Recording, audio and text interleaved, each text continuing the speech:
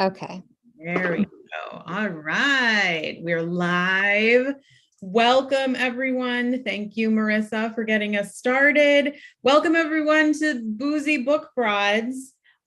You all have seen the announcements. This is the final Boozy Book Broads. We are so super excited to have very special guest, Diana Biller, with us. Thank you for joining us.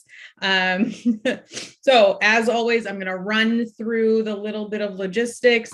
Everyone should remember to go to lovesweetarrow.com. You can find all of our books there for sale, as well as books that can be pre-ordered that are up and running. Those are available as well. And be sure to sign up for their newsletter so you can find out about their upcoming in-person events as well as more virtual events. They've got some really fun stuff coming up over the next couple of months. As always, if you have any questions for us, please put them in the chat. We will all be monitoring it. All the Boozy Book Broads will be monitoring the chat, and we will get to those. We'll put them in the conversation where we can. Otherwise, we'll get to them at the very end. And like I said, the special announcement tonight, this is the final Boozy Book Broads. I know. We have had so much fun hanging out with all of you virtually for almost every month for the last 2 years. It really is full circle. We started this in September of 2020, and here we are. It's bittersweet, but please know that we are so honored to have had this opportunity to talk about romance with each other and some of our favorite author pals. And of course, all of you readers and devoted regulars who have been here month in and month out.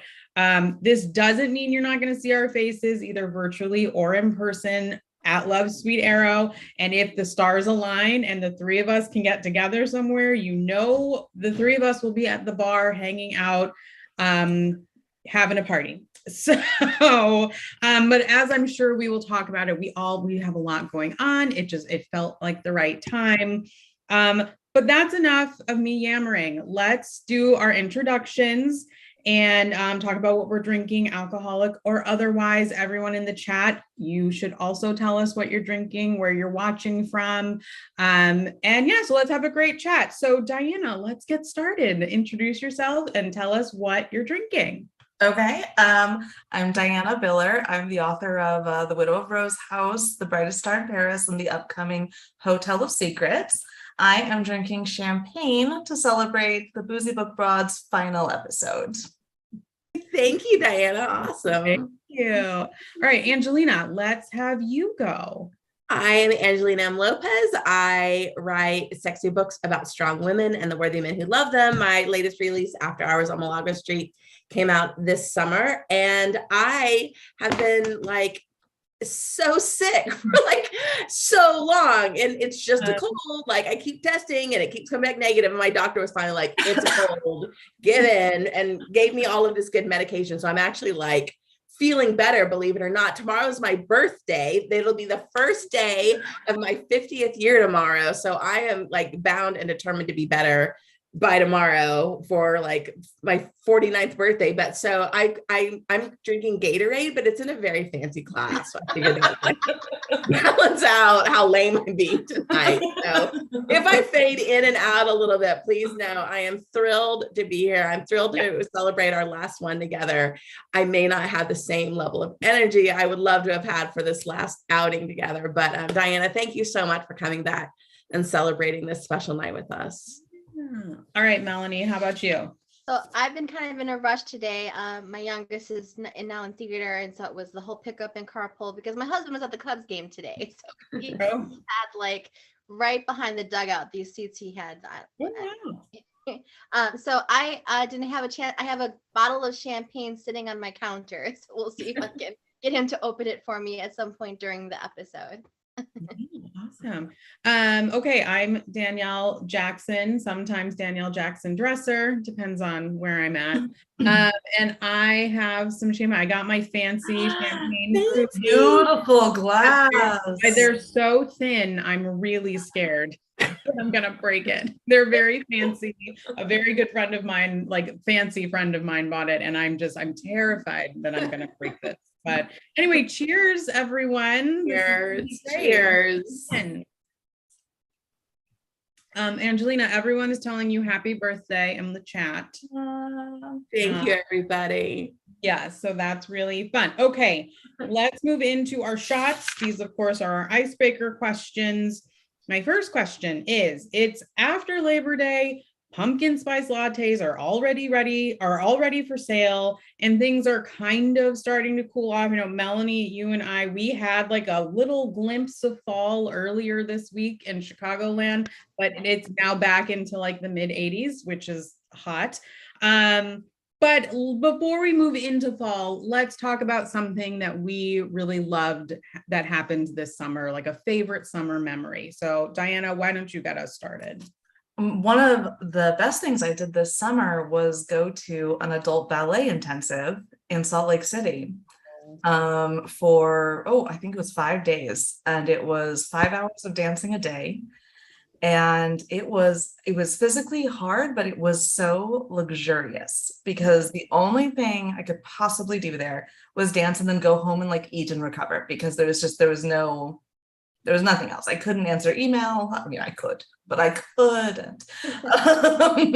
Yeah, it was very much just like detached with all these other like wonderful people who came to do the same thing. And it was a really special moment. I was really grateful to get to do it. So that was my favorite thing this summer. Fabulous. I love that. Oh my goodness. Angelina, I mean, you and I had a pretty busy summer. But yeah, what's one of your favorite summer memories? I was like, I released a book and I wrote a book. I released a book. I don't remember, but I do. I actually took a week off. Like I had like 3 weeks to deadline, and I was like, no, this is the week. I went back to DC. I live in Houston now. So I went back to DC and I stayed with a girlfriend, and we spent like just 2 nights. I was like, I just felt like a puppy. Like we're just like hanging out and doing nothing. And just being with her was so lovely. And then I went to my 4th supernatural convention and got to be like all up in Jensen Ackles' face, and I got to ask him a question, and he thought it was charming, and like he wrote beside my book, and it was all like all my fandom was like, I was fed, and it was a good time. Yeah. Photos. You should go to Angelina's Instagram because she put up photos that are quite wonderful. That's amazing. It's always a little fan, like getting to live out one of my romance novels in real life. Yeah, seriously. All right, Melanie, what's a summer memory for you this year? Goodness, it was kind of a blur. It was just shoosh and gone. So I guess, one of the things that was fun was we just did Printers Row like last weekend. And I thought that was really fun because it was the first, like there were so many romance readers there. It was really exciting to be able to you had like people who loved romance, knew exactly what they wanted when they arrived at the table, to people who were like, I've never bought one before. Where should I start? Which of course, everyone was like, ooh, let me that was super fun to be a part of that. Love Sweet Arrow did a great job because they had their tent there. So that was like, I feel like that was a fun way to kind of end the summer. So that was fun. Sounds like that's such like people will get dogpiled. Oh, I've never read romance before. Where should I start? Me first.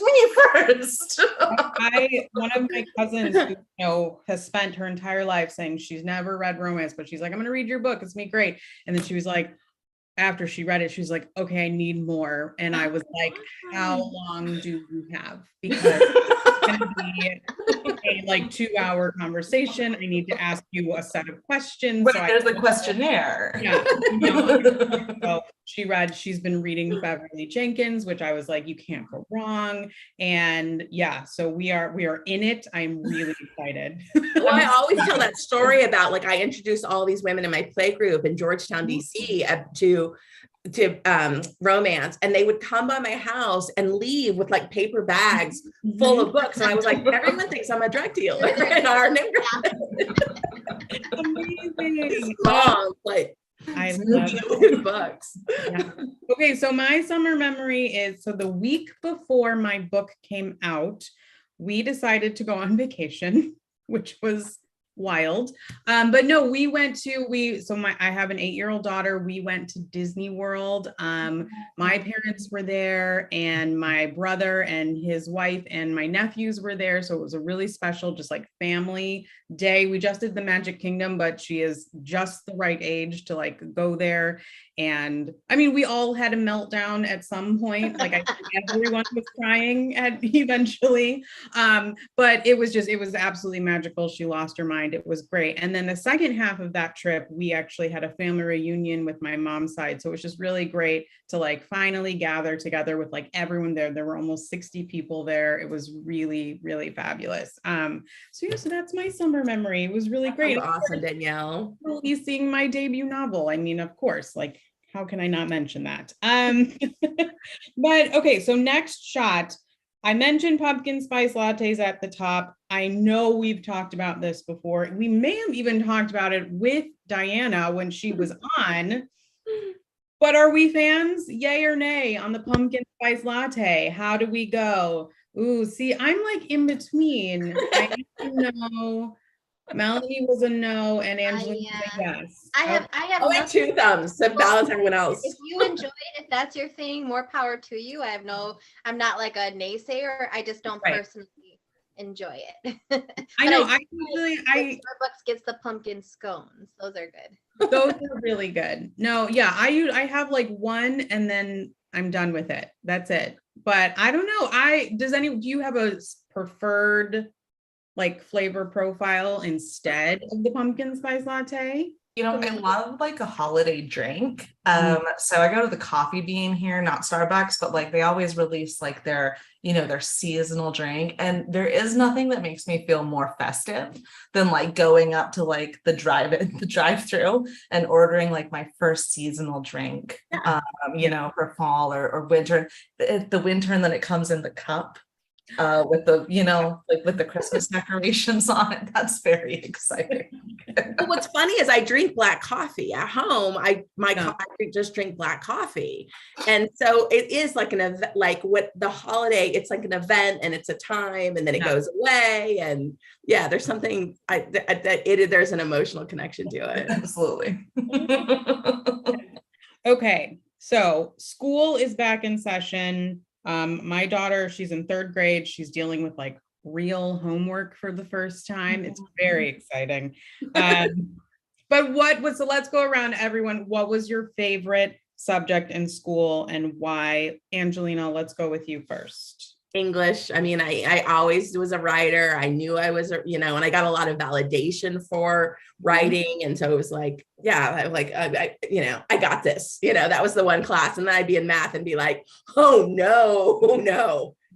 So English was mine. I'm going to piggyback off of that and say, English, anything reading and writing related. And then I am going to brag about my daughter. So we did have like actual back to school night. Like we got to go to the school. It was very, very fun. And they fill out like all those forms about like getting to know each other and everything. And her paper, every single one they did like 3 of them. Was just full, was just like completely written. She would like write a paragraph about like why, like what's your favorite thing to do, and she was like reading and writing because blah blah. It was like a paragraph, every single one, and I was just like, that's my girl, that's her. So okay, Diana, what was your favorite subject? I was a really bad student. Okay. And my favorite subject was probably PE. Because there was never like an assignment that I was late on, or I was never fascinating. I would never have guessed that, Diana. By your book, I would have been like, oh no, you were like the student. Mm-hmm. No, I really just skated through high school. Dangerously close to not graduating. That's a whole background that I want to hear something about. But listen, I was really good at PE, okay, guys?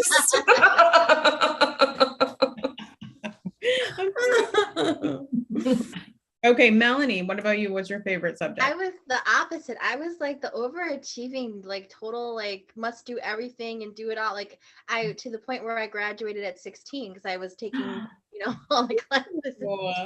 But I think looking back, it's like that movie Booksmart where they were like doing everything right. And like, why wasn't I having more fun? Like it all evens out in the end. English, of course. I really enjoyed English. And I actually enjoyed art class as well. Though when I took art in college, I did not have as much fun. Awesome. Okay. And then, so my last question, or shot, I should say, Halloween is right around the corner. I don't know if we are still being invited to Halloween parties. I feel like I'm like on that other, I was like, am I cool enough to go to a Halloween party anymore? You can host one. This is true. I don't know. Then I have to have a party, I have to have people. Do I want to do that? There's that. But I do. I want to know if you were dressing up, or if you are dressing up, what is your costume going to be? Melanie, let's have you go. So I have not been to a grown-up Halloween party in so long. I would like to go to one again. If my husband and I did, I think it would be fun to do I would do like a romance step back, because I would there's so many with the redheads. Like there's one where she's got the poofy hair like mine and he's doing like the cape, and like I would totally and my husband's got the long hair too. He's got down to his waist. So we would need to attach a fan to ourselves so the hair could be blowing. This would be an amazing costume. Different directions. That's a great idea. Oh my God, that would be the best. That's really good. Now I have to have a party. You're coming over. If you have a party, if you host a Halloween party, I'll make it happen. Oh my God. I mean, we may have to. What is happening? I'm gonna go. So I'm okay. When I was little, I was always a cat, every year. So I'm really into utilizing things I already have and sometimes repeating. So, but one year, when my husband and I were still dating, we dressed up. I borrowed my dad's Walter Payton football jersey. And I was Walter Payton, believe it or not. And I had a sweatband, and I made I don't even remember what I made shoulder pads out of. And I wore white shorts and knee-high socks. It was great. My husband, he has a full beard, but he shaved his beard really short and just had a mustache, slicked his hair back, went on eBay and found a Mike Ditka replica sweater, Bears sweater. And we just walked, and it was and he had an old suit. We went to Goodwill. And so, yeah, we were Mike Ditka and Walter Payton. And it was, I bet that was amazing. I'll see if I can, I don't think I have pictures on Instagram. I think this is pre-Instagram. That's how long ago this was. I will have to see if I can find one and post it, because it was that good. So I think I would recycle that. I'd have to ask my dad to borrow his jersey, because he was like, you have to get it dry cleaned when you're done, it was a whole thing. But yeah, it was a lot of fun, and it was the best night. It was compliments the whole time. I was here for it. Okay, Angelina, what would you dress up as? I had found a filter on TikTok recently, there's a Hulk filter, She-Hulk filter. And I literally I fundamentally believe filters are bad. The whole selfie, I just have all of these ideas. I don't have a girl, but if I had a girl, I'd just be I'm so sorry. And, all of this stuff. I have all of these feminist, strong women ideals. And so this She-Hulk filter, I turned it on and I looked phenomenal. I was like, this is the best I've ever looked in my life, is the She-Hulk filter. And so it reminded me, a long time ago for a Halloween costume, I was Medusa, and I was head to toe green, this fabulous dress. I got green contacts. I put snakes in my hair. I mean, it was and it was the best. I got these crazy things. It was I spent $1 billion. It was the best costume ever. And so me green, apparently that's what I would redo if I still have the dress too, so it could happen. Perfect. Yes. All right, Diana, what are you dressing up as for Halloween? This question gives me terrible anxiety, and it always has. I am that person who will wait to the last minute and pull out a sheet and be like, it's an ironic ghost costume. I'm surrounded by really creative people who do really beautiful things, really beautiful things. And I'm always just an asshole. I look like an idiot. I have any creative thoughts I have leave my mind. So I guess the answer is a ghost. You need one of those shirts that just says like, this is my costume, and Right. just be like, this is it. Romance author. I don't know. Like tongue in cheek, like a straw in a pocket. You're the last straw. Or you're just coming up with all these great ideas. I feel worse now. She takes like 2 minutes and she's like, here's some good ideas. Just bring you on the show to cut you down, Diana. Damn.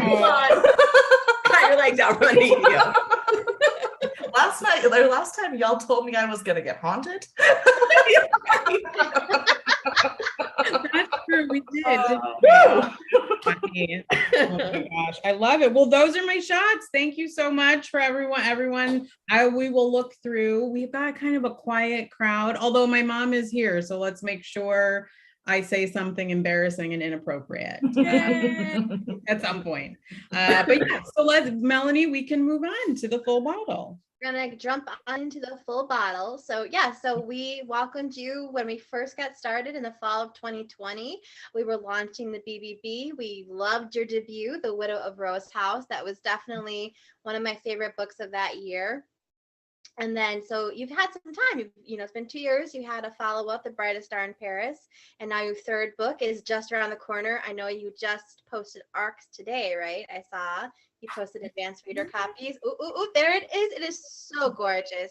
So pretty. Beautiful cover. I'm going to spill, I don't know if it's necessarily tea, but I didn't love the last cover. This, I felt like they did you a disservice, Diana, because the first cover was amazing. The second cover didn't quite fit. I'm so happy to see this. This cover is perfect. This seems like something that I absolutely cannot comment on. Oh no, I was like, no, you don't have to. I, as a reader, I'm talking as a reader right now, not as an author. A reader and a fan. So yes. I will just say that I was thrilled by this cover. I was so happy to get like the luscious fabric back, and the vibe is so good. The colors are astonishing. The colors were astonishing. Yeah, no, they're just, it's so good. So absolutely thrilled by this cover. So can you tell us a little bit about Hotel of Secrets? I know that there's spy, secret codes, assassin. You want to give us just a little nibble about what this is going to be? So it's set in 1878 in Vienna in ball season. And I don't know if y'all know, but ball season is still a thing in Vienna. Every winter, starting in January, Vienna still throws the most extraordinary ball season. So if you've ever had that dream, that's where to go. So it's a romance between a Viennese hotel keeper who runs a hotel that has been in her family since her great-grandmother started it, and she meets an undercover American Secret Service agent. And I just threw the kitchen sink at it in terms of drama. I wanted everything to happen. She's got an insane mother. She's got a useless father. She's got a grandmother who has like a mysterious backstory, like where she just, I don't know, she like could have been an assassin at some point in her life. Like, I don't know. That's not my business. She's got various assassins out to kill her. She might have been, she could have pissed off the emperor. Like, we don't know. It's everything. I almost added some Russians at the end, but I decided not to on page, but they're in there too. A little Easter egg if you can find it. There are some Russians who are there to cause trouble.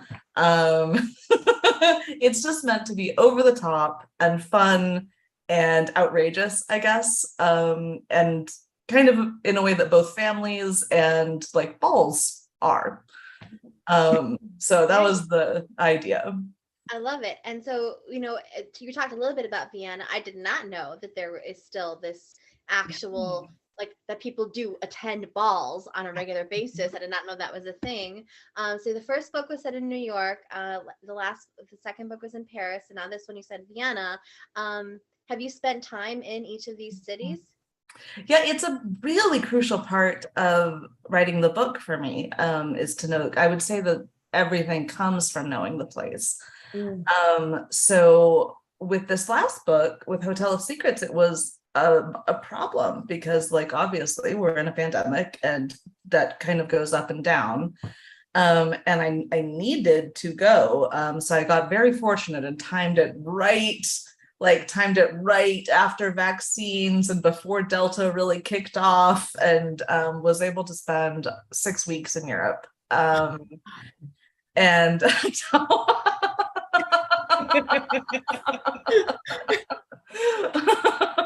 Wow.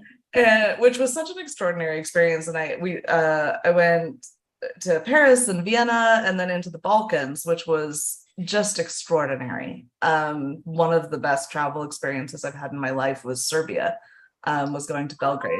And then, you know, I came back and we were back in the pandemic. And it felt like I had just gone and had a hallucination. But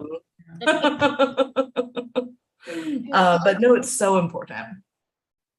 That's amazing. That's really, I mean, I'm like over here sitting in like a bathtub of envy for always my goal. That's amazing. So while you were there, those 6 weeks, you know, any tidbits that you kind of uncovered in your research, either specifically to the book or just in general about Vienna, about the location that you soaked up, that you found like really fascinating? Well, one of the things that stunned me about Vienna is both how wealthy it still is. You know, at the time I wrote the book, Vienna really was the center of the world. It was the wealthiest, most impressive, grandest place in the entire world. And what was extraordinary is that it still is. Like it, and I don't feel like people talk about that very much. It is still the wealthiest and grandest place I've ever been to in all of my travels.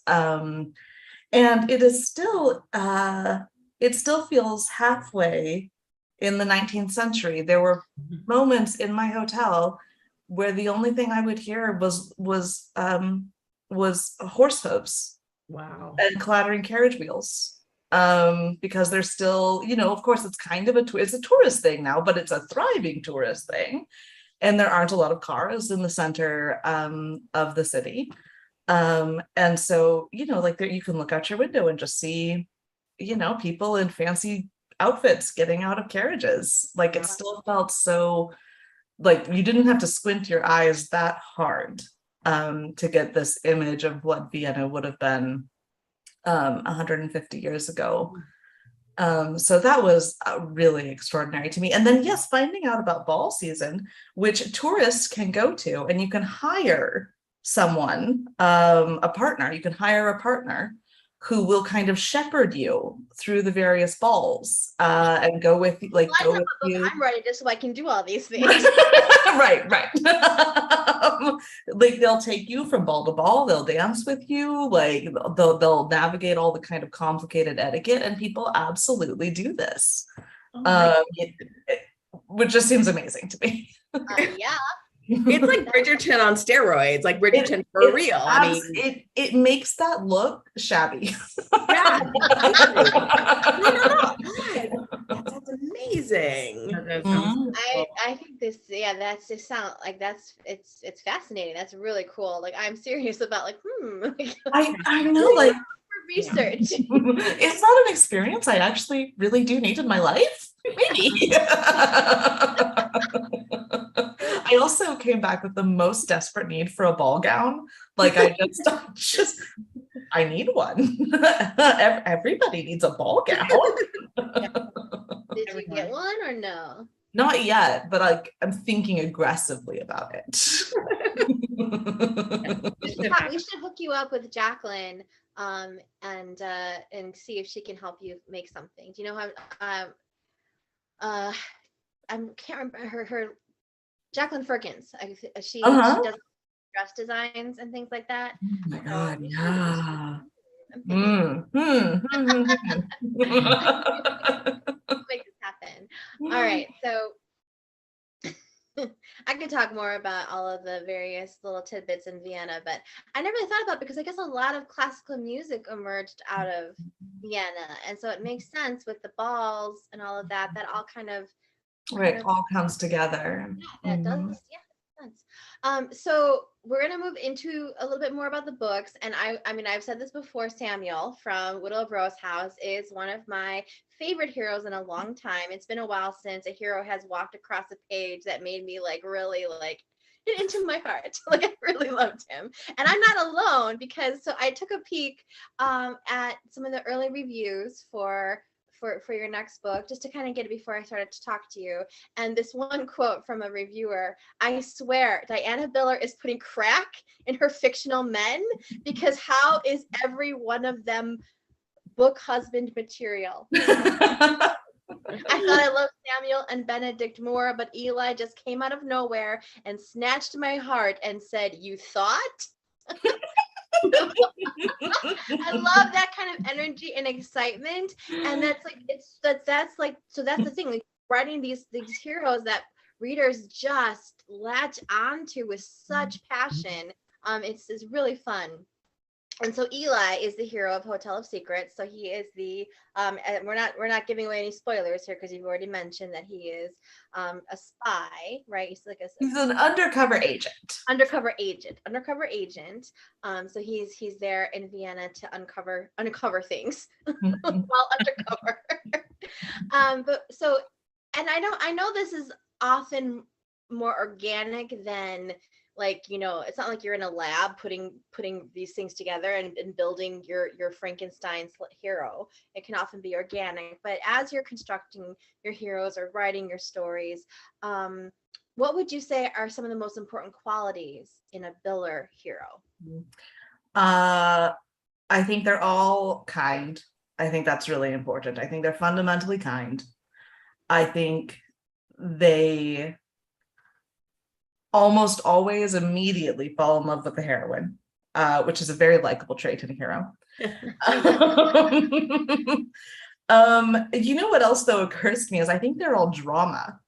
Every one of my heroes waltzes across the page like he's just beset, or you know, whether it's Sam who's just beset by these huge ideas that keep coming upon him and overwhelming him, or whether it's Eli who's just absolutely beset by all these people doing really odd and chaotic things, and they should just sit down and stop bothering him.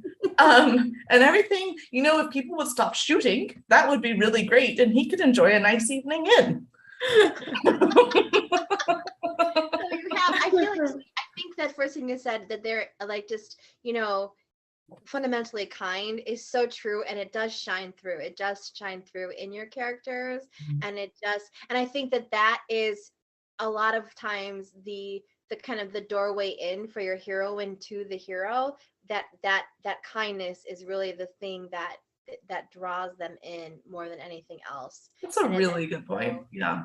So neat. So it is, as a reader, it's so kind of fun to see that. And they're often, your heroines are desperately in need of that kind of kindness. Like they really are.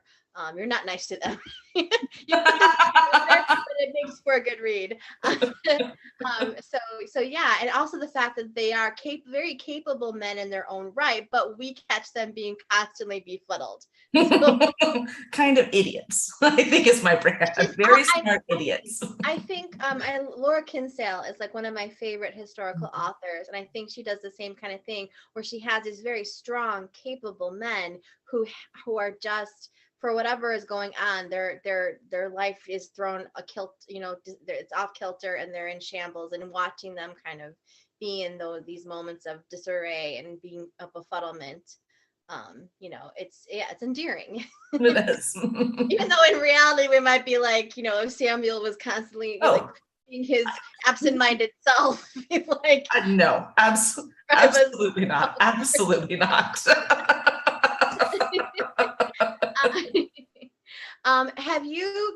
Are there, like, for any of the heroes you've written, has there been any inspiration that you've had, like you've like, oh, this hero is kind of like? Yeah, I think, bits and pieces, although, I think a lot of them come from my husband. I've been married for a long time. So like his kind of kindness definitely is in there. I will also say that I don't have a lot of tolerance. I don't have a lot of tolerance for some of the worst hijinks of the male gender. So I think You're trying so hard to be delicate. I don't have a lot of patience, and my heroes have to pass my patience test. And I think I maybe even have less patience than most. Physically, I can tell you that Chris Hemsworth inspired Sam's physicality. I could see that. Yes. I could definitely see that. What about Eli? Eli is I think Eli is a kind of an amalgam. You know how you start with the idea of who you're going to base your hero on, and then kind of through time they sort of start looking like somebody else. So Eli is a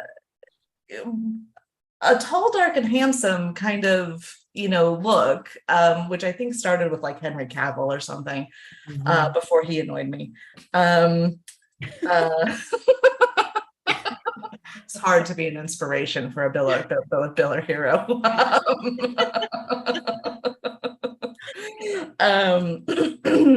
The thing I think of when I think of Eli's physicality is that he is a man of contrasts. He has quite pale skin and really dark, shocking hair, and not necessarily in a way that's maybe borderline odd. I'm thinking of David Tennant by the way you're describing him. Or Benedict Cumberbatch.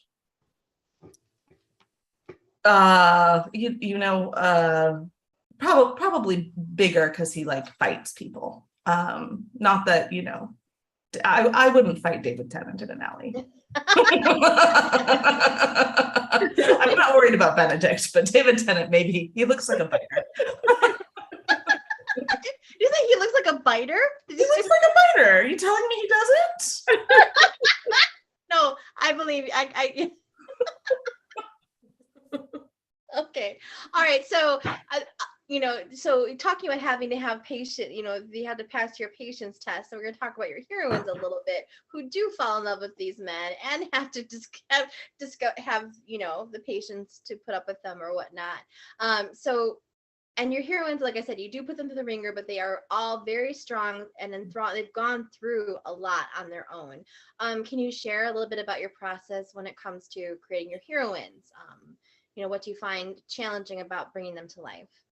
They're definitely, until the heroine is working, the book isn't working. That's like a quote that needs to be written down. Yeah. Until the hero, that's great. Yes. Because that's where the plot is coming from. Until I write, a book that is more heavily on the male protagonist. But in all these books, the woman has really been the lead character, and it's her problems that are framing things. And so, yeah, they end up with a lot of problems. Maria in the Hotel of Secrets is, I think I was kinder to her maybe than to my other heroines, in that I gave her a family. She has friends, like, she won't be utterly destitute and out on the streets if something goes wrong. Poor Amelie from Brightest Star in Paris. I was really not kind to her. But Maria is just beset by a lot of normal annoying problems on top of having like a maybe assassin after her. Like, she's got plumbing problems, which I have plumbing problems. I find this really relatable. She's got plumbing problems. Any kind of home, yeah, those are yes, that's constant plumbing problems. So it's like plumbing problems, and she's got hotel problems, and she's got scheduling problems, and there's an assassin after her. But I think maybe she has. I think maybe I was the kindest to her out of all of my heroines. So this book comes out in March. Can you tell us the date, the specific date again? I know it's March. 28th, maybe. I'm looking. So we know that that's coming out in March, and we advanced reader copies. You just got those. So Definitely, I think it's the 28th or the 23rd. It's definitely one of those two. I will make sure that the information, Love Sweet Arrow will have the information for pre-orders on the website. So you can go and pre-order Diana's next book. And if you haven't caught up, you can also get, The Brightest Star in Paris at the same time. So, I know we've all got a lot on our plates. We're all doing a whole bunch of things, traveling to 6 weeks in Europe, notwithstanding. It was research. That's amazing. Good for you. Yes.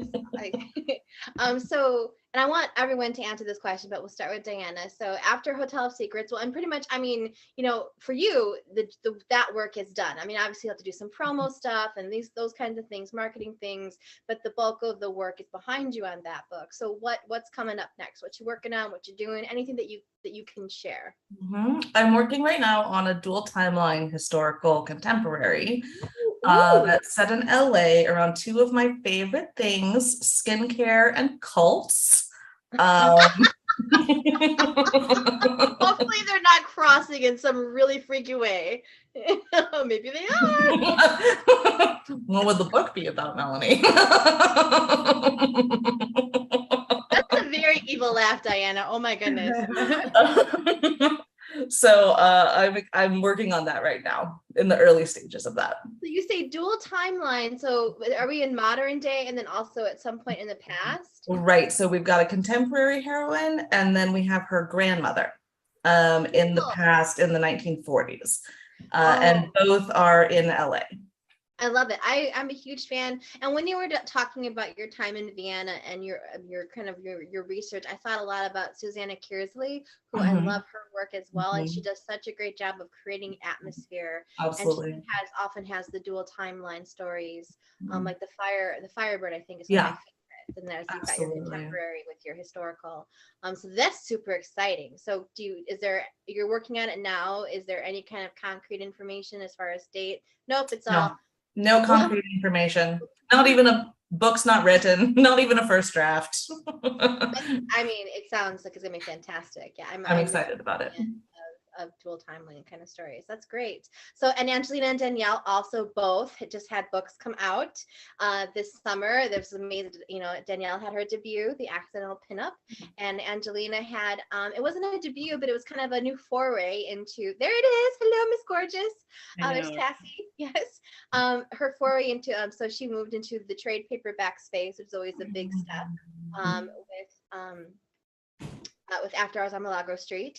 So I know, Angelina, you even said you just turned in a book, so we know something's coming up next, and you've already started to give us some hints I've seen on social media. So can you tell us a little bit about your next book? Yeah, so the follow-up to After Hours on Milagro Street is going to be Full Moon Over Freedom, and it's the whole series is about three sisters kind of coming home to a small town in Kansas to reclaim the family bar and kind of saving the small town in the process. So Alex is the middle sister. The next book is Jillian, the oldest sister, who is this very like the perfect wife and mom, DC kind of socialite mom who is divorced and comes home for the summer and runs into the bad boy turned artist who was a childhood friend who kind of helped her with her V card.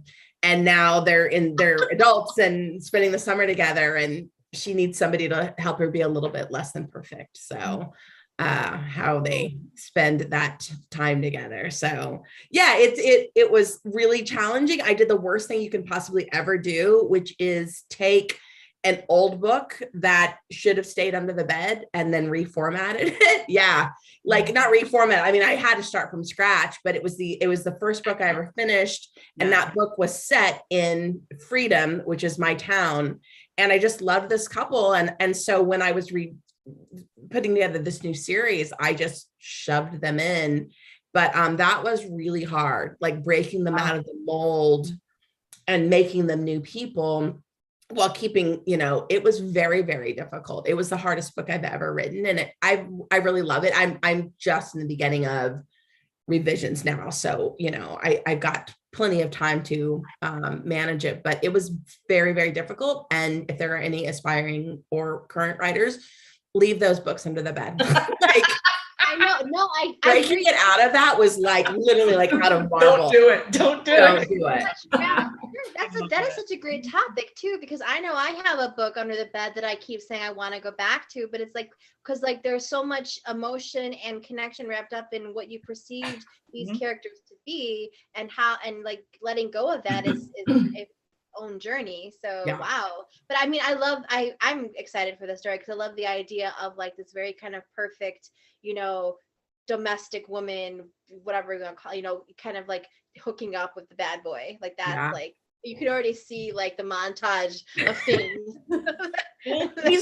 He's actually my first Mexican hero as well. I've only had, my second hero was kind of multicultural, but I've only had white heroes. So he's my first Mexican hero. And I'm just, really happy about that. And so, it was satisfying, but don't do what I did. Learn from me. Don't do what I did. But that'll be out, that's June 2023. Okay, so you have so June 2023, amazing. Anything else you've got in, so you're probably, it's really, you're working on the revisions right now, which is on its own. I'll start. I'm like, and then a couple of other, we've all got multiple irons and other fires that you're just like poking at. And for those watching, if you don't know like the general process, we'll turn in a draft of a book, and then we'll often go through a series of developmental edits before it then goes to copy and then goes to proof. So there's a lot. But the developmental is like when you really kind of get your hands in there and kind of, that's a lot. Danielle, you also, I think you just finished a book too. Yeah, book 2 I turned in at the end-ish of August. Why they like to give us deadlines so close to when your books come out, I don't know. No, it's how it lines up. This is the second book. I don't have like official title or release date just yet. Hopefully in like the next month or so I will get that, but it should be next summer-ish. Like I have to be kind of big. We'll have to do a reunion. We'll have to do a Boozy reunion. You guys have your new books out. Yeah, but it's like, it is grumpy sunshine to the extreme. And it's a cis-het couple, and the woman is the grumpy one and the man is the sunshine one. And it's my absolute favorite pairing.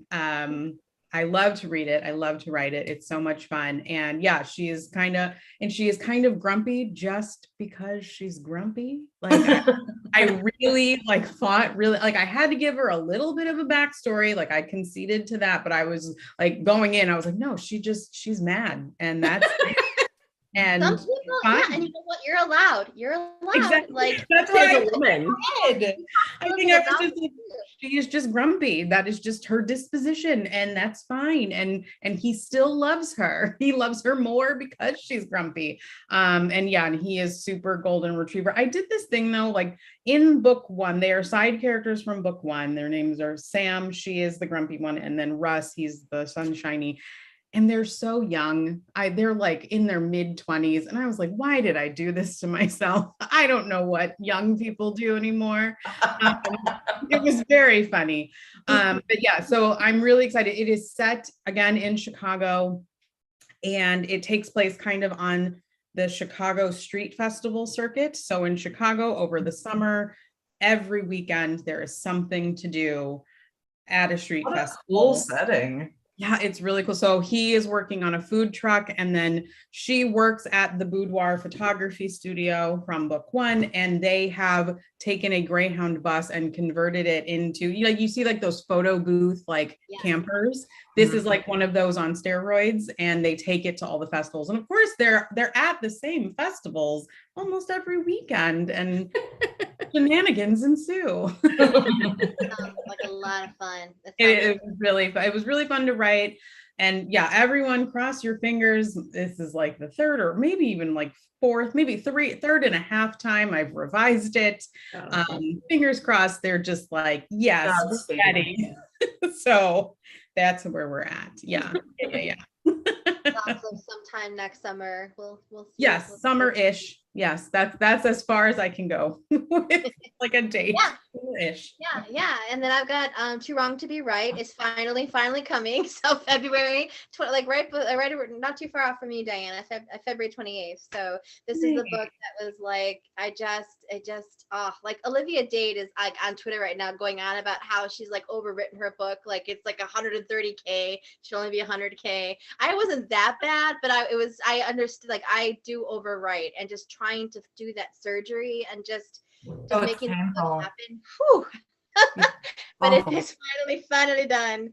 And I'm excited to move on. So yeah, and I just like, I think I didn't do anything this year, but then I realized I'm releasing 4 novellas this year. So I had some fun with speaking of writing babies, 20-something-year-olds, Danielle. I wrote my first seasoned romances, which are characters 40s and up. So I have a series called MILFs, Just Want to Have Fun. And I use these anthologies that I was contributing to as a way to kind of get those books started. So the first one came out in February, but then I just had one come out that's coming out in October called Always Be My Babka, which is super cute and fun, with a widowed bakery owner and then a cardiologist who is AKA Dr. Heartthrob. So and then I just had a story come out in the Descent anthology, which was for women's reproductive rights, which was a USA Today bestseller. So thank you to everyone who bought that anthology and supported that charity. And I just had a fun story in there from my Sometimes in Love series. I did a story from that, Falling for a Friend. And then I have one more anthology story coming out this year in November 1st. And so there's the song "What Are You Doing New Year's Eve?" The title of this book is "Who Are You Doing New Year's Eve?"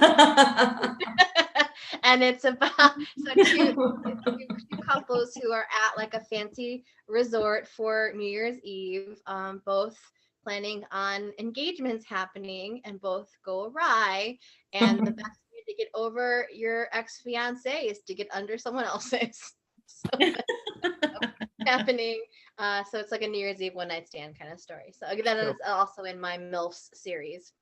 So yeah, so I was like, I felt like nothing happened this year, but no, for a lot going on. Yeah, a lot of things happened.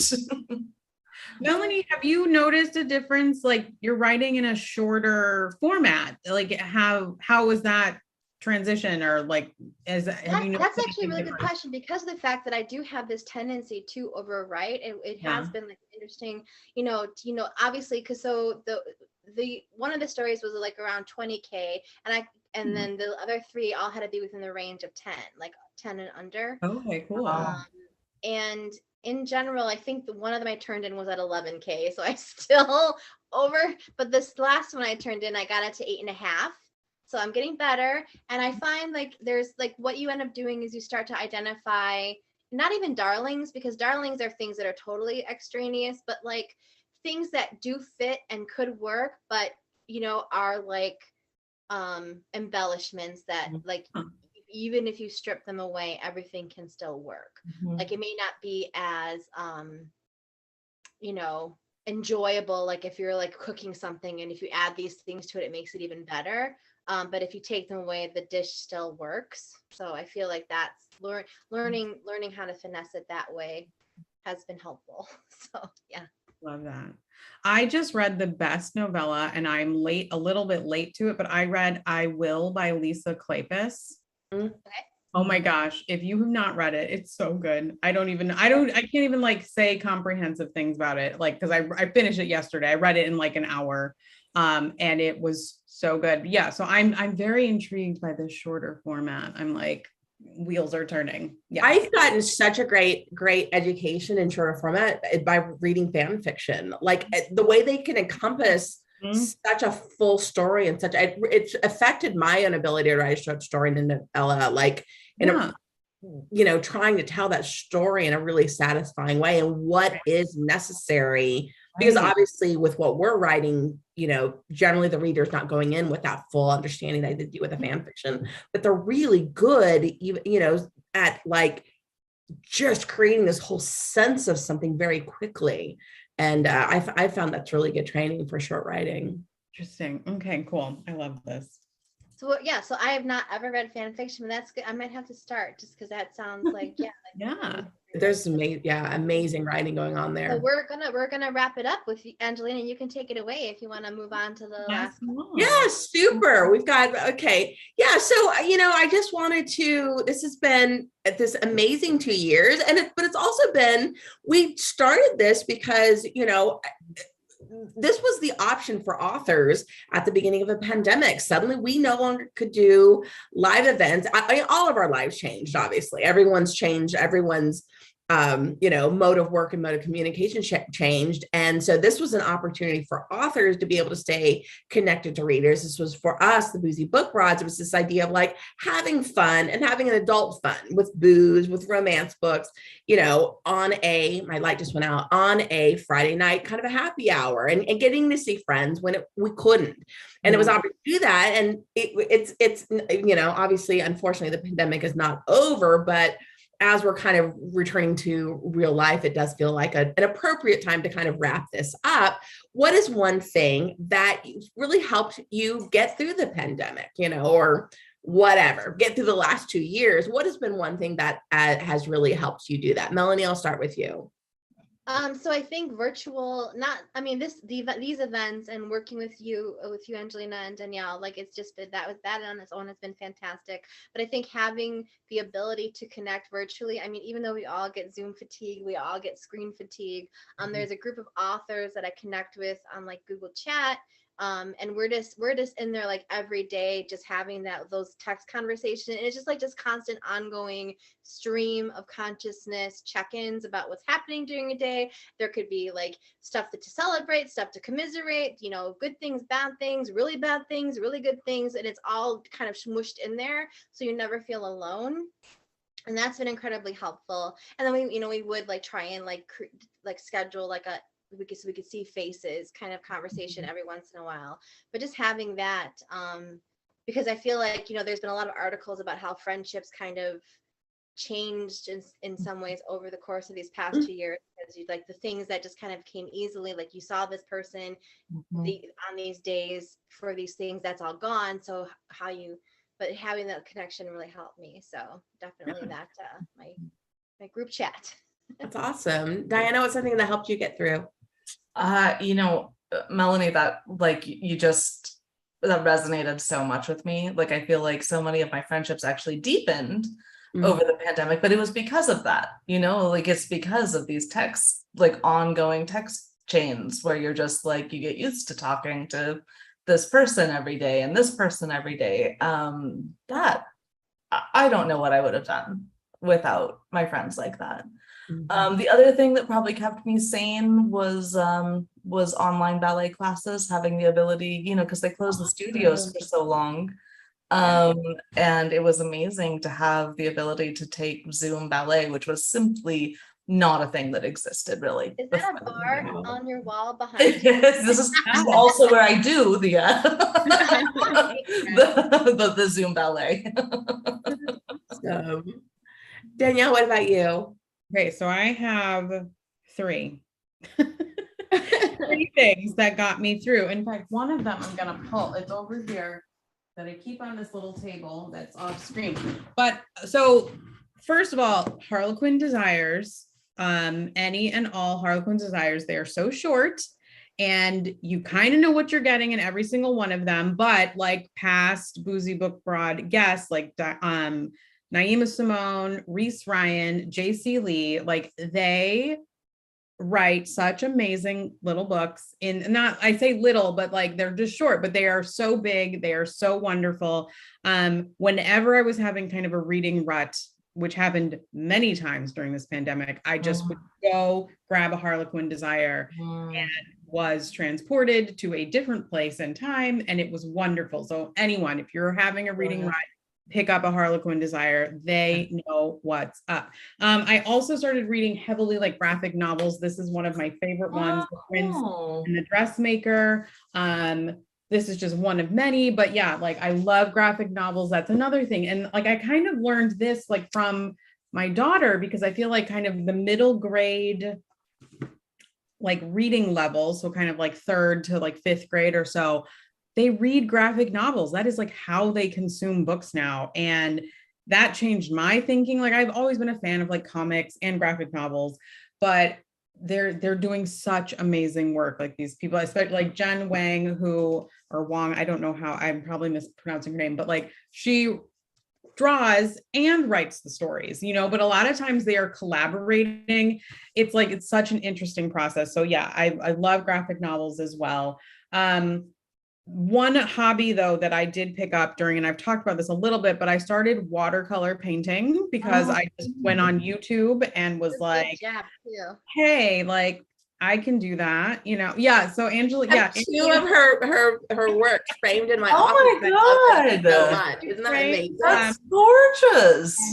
I love them so much. My mom has really, she's like she wants to be like my, my like art agent, because she's like, we should sell these. You should start an Etsy shop. And I was like, no, this is like, okay, because this is what I said though, because I started, my creative outlet has now become a job. No monetizing more hobbies. This is my total creative outlet. I send my friends birthday cards and things like that, or just random cards and stuff. So yeah, and painting. So yeah, it's like Harlequin Desires, graphic novels, and watercolor painting. Those are my three. That's awesome. My husband and I have been together. We'll be together. I told him today, I was like, you've spent 29 years with me, like 29 birthdays with me. I've spent more birthdays with you than without them. And then our 23-year-old lives with us, and we will still sit down to dinner and sit there for an hour, And I'm like, this is amazing. Like, I don't know, why am I not sick of you guys? I should be sick of you. I deserve to be sick of you. I've earned the right to be sick of you. And we have, and now we have social lives and friends and everything. But I just really, I feel very fortunate that they were immensely entertaining during these crazy months. And so I probably don't have as many friends as a result, but yeah, they were very lovely company. So it's 8:02 and it's about time that we wrap up. And I wanted the last question that I was going to have, and this is really for the three of us, is there anyone we wanted to thank before anyone? I think it's more of an individual question, but just to say thank you as we wrap up Boozy Book Broads. And I'm going to make it easy on myself and go first, but Diana, thank you for coming back. And one of the reasons is we had such a good time with you and laughed so hard the first time around that you were the perfect wrap-up guest. It's just so funny and interesting, and just you were like this seminal writer. Like if somebody wants to know, a romance writer is what you're thinking and how you're expressing your life. And I'm just really pleased and thrilled to have somebody and be able to show readers somebody like you and be able to have that. And every author who came on and shared, this kind of casual, fun energy with us and shared what it is to be a romance author, when a lot of people just don't, always had this sense. That I'm just really, really grateful to have that opportunity for people to come on and kind of, relax with us a little bit, I hope. So that's what I'm grateful for. And one of you guys pick who wants to go next. Melanie, do you want to go? Sure. Okay. I agree. I thank you, Diana, for coming back. What I have to say is we have been so lucky as the Boozy Book Broads that every single author we have reached out to has been absolutely amazing and accommodating and excited to be a part of this. And so in that respect, we've been really lucky, and I think everyone needed what this was. So maybe that's, part of it. And yeah, it's kind of like sad to see it go, but I think like you said, our lives we're busy and we're able to do more things outside of, so the need is no longer there like it was. Yeah. I appreciate Love Sweet Arrow for hosting us, but most importantly to the people who came and joined us month after month, to your mom Danielle, and to Robert, and to Susan, there's a couple other readers who consistently showed up on those Friday nights and like didn't let us, so we didn't feel like we were like partying like on the, like one of those times when you're on the dance floor by yourself. I mean, I don't mind getting on the dance floor by myself, but I usually try and pull one or two people in. These readers are the ones like that when you do pull, that they join you, that they don't like run from you, they join you. So thanks for joining us. Yeah, thank you. Yeah, I mean, I want to echo that. I have to say thanks, Mom, for thank you, Mom. Because she's been here like every single time, and she's the very best. And yeah, of course the regulars, but yeah, I mean, literally like Love Sweet Arrow, thank you so much, because we were just like, we kind of had this crazy idea and we were like, and they were like, yeah, totally. And then like 2 weeks later, we were like, okay, here's the schedule for the next year. And we're just going to be here on your YouTube page. So thank you, Love Sweet Arrow, for kind of letting us just do this. Thank you, Roseanne. Thank you, Marissa, so much. Yeah. And yeah, I mean, we've had such incredible guests every month in and out. I really hope people will go back and rewatch some of these, because the things people decided to, I mean, maybe it was the alcohol, but maybe it was also like the camaraderie of the group and, and all of that too. So alcohol doesn't hurt. Like, I have like trained myself. It's so bad now. Whenever like even if I'm going to like teach a workshop on a Zoom, I'm gonna pour myself a drink. Totally. I did that too. Like it's even more drinking, right? Yeah. Every podcast interview, I'm just like, oh wait, no, you don't have wine. Okay, here's my water.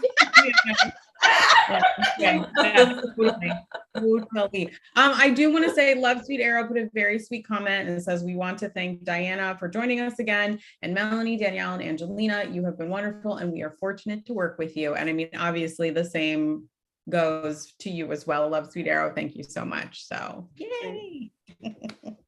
So Diana, I'll be excited for your book to come out, and hopefully we get to meet in person one day. That would be amazing. That would be, you both are in Chicago, right? You and Danielle.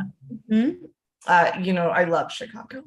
I want to come visit the bookstore. Come and drop us a note. No, before we sign off, I just have to say, I was telling Diana before we went live, because I work at a bookstore and I work on I do the Fresh Fiction podcast. I got an early copy of Hotel of Secrets and it is wonderful.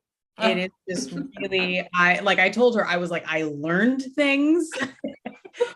My favorite, because I'm a nerd. I learned about Vienna. I am now gonna plan a trip.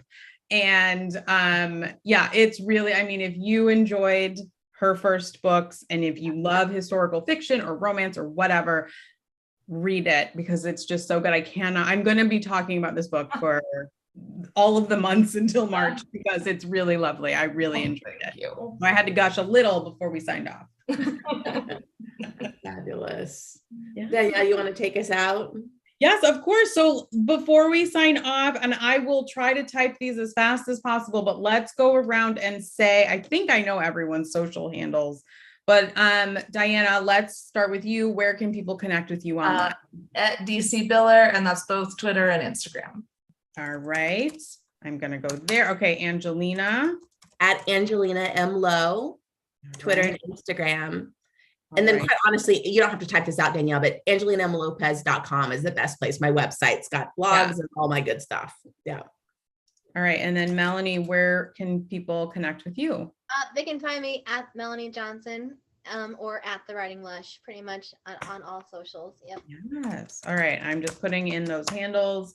Pressing enter. I think if you Google any of us by our names, like we most of us pop up pretty quickly. But yeah, I am at D Jackson Books on Twitter and Instagram, and then my website is Danielle Jackson Books as well. You guys, this is it. This has been great. It's been so fun. Thank you again to Love Sweet Arrow. Thank you to everyone who is watching at home. We have really enjoyed doing this. I'm sure the Boozy Book Broads will be back in some capacity, in some way, shape, or form. Hopefully, maybe in person, we'll be able to see you. Also, like if you're in Chicagoland and you go to Love Sweet Arrow, you have to let us know. Anyone who's watching, so we can meet you there and hang out, because that would be great. Again, this has been a great joy and an honor, and we have really enjoyed doing this with all of you. So thanks, everyone.